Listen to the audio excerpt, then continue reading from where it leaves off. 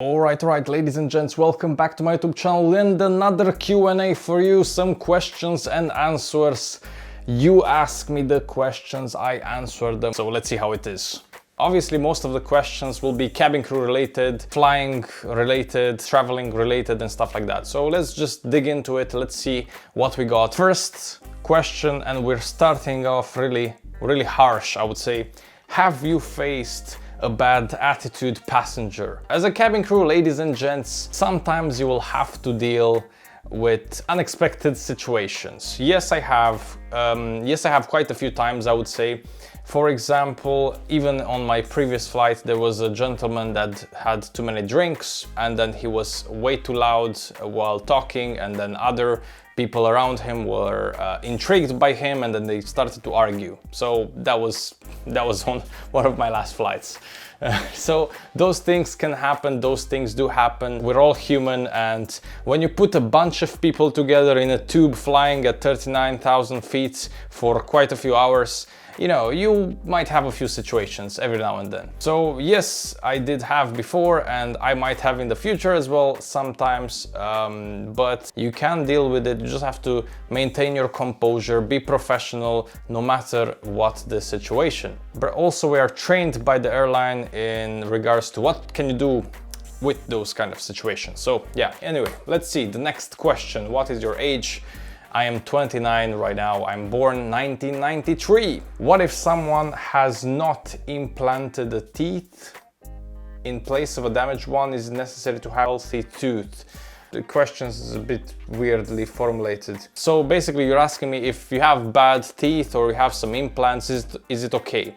Well, it is. There's a lot of cabin crew in our company, in our airline, that they do have like implants or they have, you know, veneers or whatever. You know, it's normal, right? Nowadays everybody's consuming bad food, you know, soda and all that kind of stuff, sugary drinks and stuff, and that affects your teeth. Everybody has bad teeth, so then you have to go to the dentist and you have to fix your teeth. I had genetically quite bad teeth. I mean, not my front teeth, my front teeth are fine, but back in the molars, right, they're quite bad, so I had a few things done myself. You know, you just have to go to the dentist often, and that's the way you deal with the situations. If you want to do some implants, if you have missing teeth, yeah, obviously take care of that before attending one of those interviews, right? You know, presentation, you have to present yourself right. Do you prefer working at Etihad or Emirates as a company? Well, I cannot really tell you because I am working for Etihad. I never worked for Emirates, and currently I'm not planning to switch to go to any other company. I think I said this before, this will be my first, Etihad will be my first flying job and probably my last flying job. So after this airline, I'll probably not fly. My sister is working for Emirates, as I stated before. She's having a wonderful experience so far. They have more destinations than Etihad, so that's, let's say, one advantage of Emirates compared to Etihad. But most of the things are very similar. Salaries very similar. I would say maybe even more in Etihad because we tend to fly a bit more sometimes. But it really depends. Both companies are good, I would just say that, on a grand scheme of things. Home standby, how many hours notice do they give you? So that's a good question, actually. Home standby is when the company wants you to be stationed at home just to wait for a flight. They will just call you and, hey, we have a flight for you. Yalla habibi, let's go. And they just send you somewhere. It can be a turnaround, it can be a layover, depends how many days you have allocated for this standby.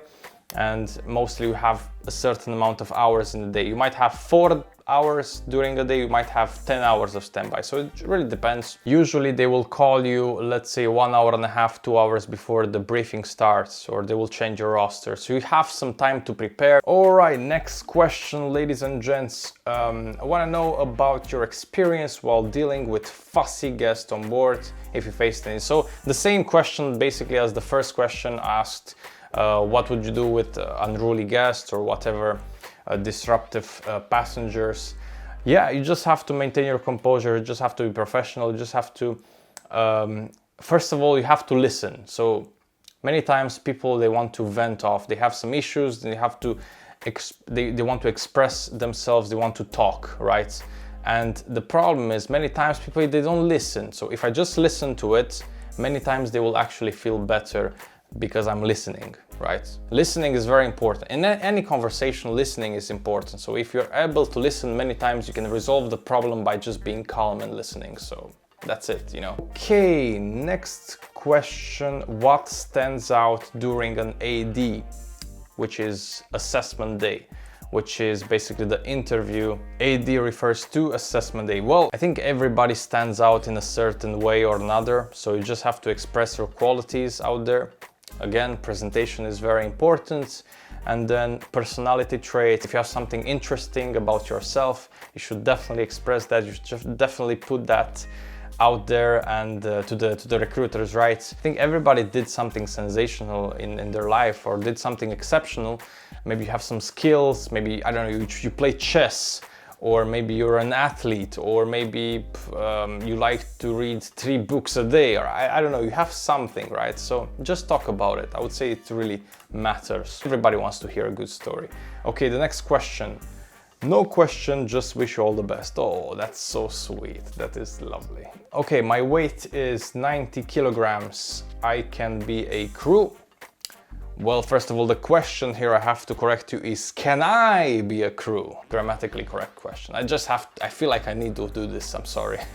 So I would say the kilograms aren't that important. The most important thing is the BMI, which is the body mass index.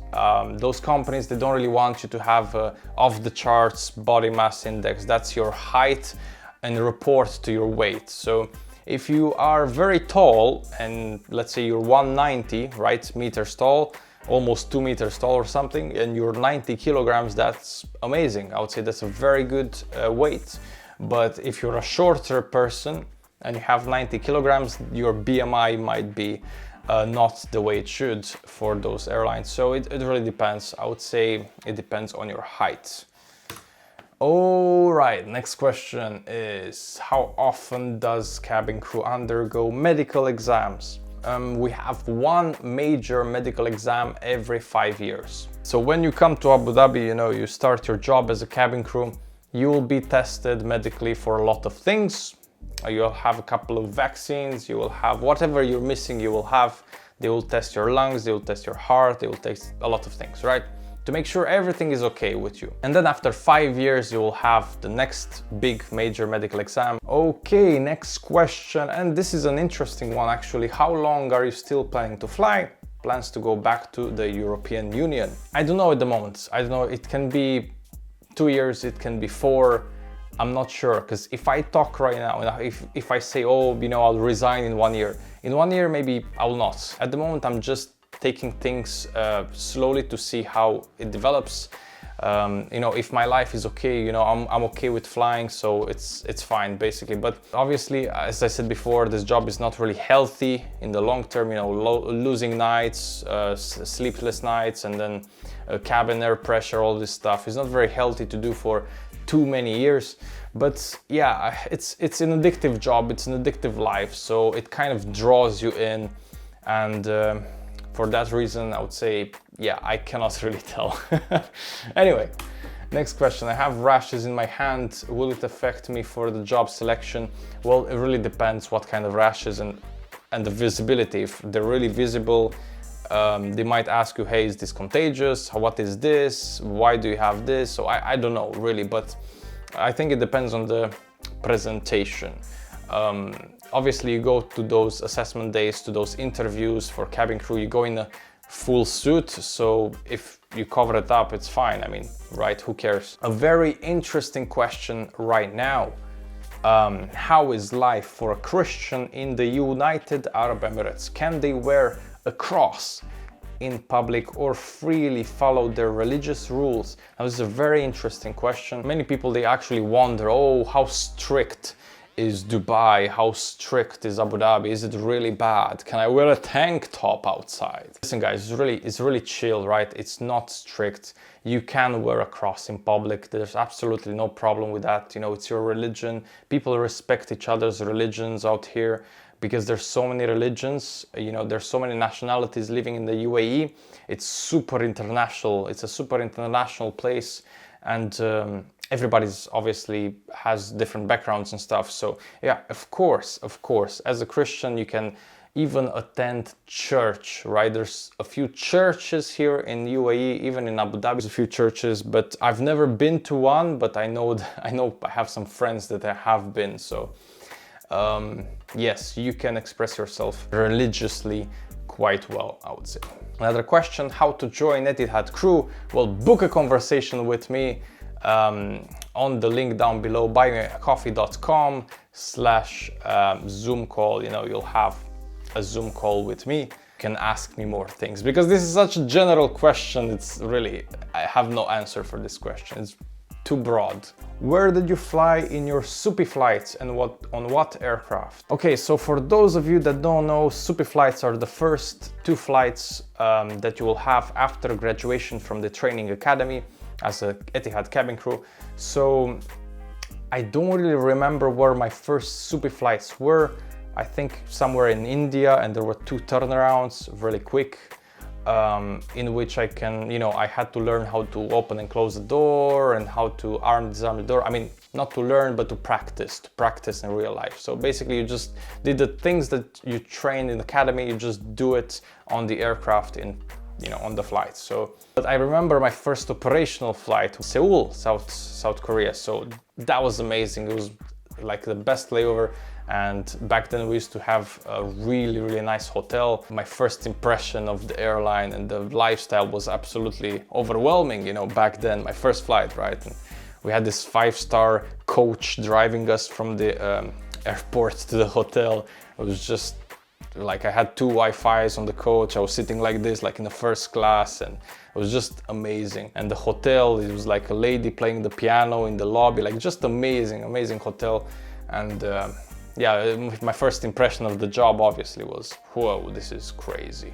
Obviously, not all the hotels are like this, as you guys know from my YouTube channel. Some hotels are really simplistic and stuff, but it doesn't really matter. For me, the fluffiness of the bed in the hotel room, that's what it matters. Anyway, I deviated from the subject. But yeah, this is the last question for today. Thank you very much, guys, for asking all those questions. And I hope this Q&A helped. Until next time, ladies and gents, please leave a like, subscribe to my YouTube channel if you're not subscribed yet. Until next time, take care. Have a nice one.